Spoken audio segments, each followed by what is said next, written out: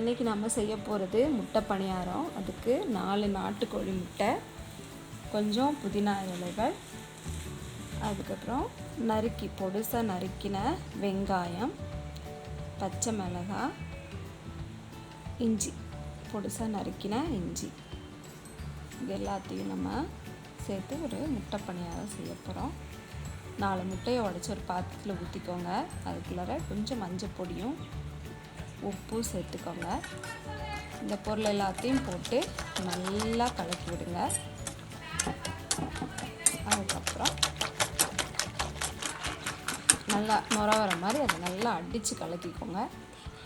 அதுக்கப்புறம் பணியாரக்கல்லை வச்சு லேசாக தேங்காய் மட்டும் லேசாக தடவி நம்ம கலக்கி வச்சுருக்கிற முட்டை கலவை எடுத்து பணியாரத்தை போல் ஊற்றுங்க.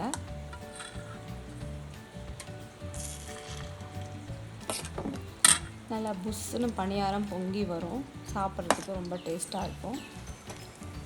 ஒரு 1 minute or 2 minutes விட்டு அழகாக பணியாரத்தை திருப்பி போடுங்க.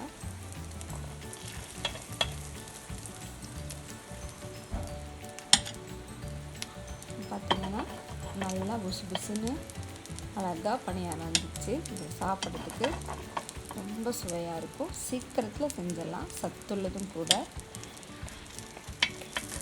நீங்கள் அதிகமாக பேலியோ டயட் பண்ணுறவங்களுக்கு இது ரொம்ப வித்தியாசமாக டேஸ்டியான ஒரு ஃபுட்டாக இருக்கும். குழந்தைங்களும் இதை விரும்பி சாப்பிடுவாங்க. ஈஸியாகவும் நம்ம சமைச்சிடலாம். கல்லுலேயும் ஒட்டாது. இந்த பணியாரம் உங்களுக்கு வெங்காய சட்னி கூட புதினா சட்னி கூட சேர்த்து சாப்பிட ரொம்ப நல்லா சுவையாக இருக்கும். சத்துள்ளதும் கூட. இது உங்களுக்கு பிடிச்சிருந்துச்சுன்னா லைக் பண்ணுங்கள், ஷேர் பண்ணுங்கள். ஹாப்பி குக்கிங் சேனலை சப்ஸ்கிரைப்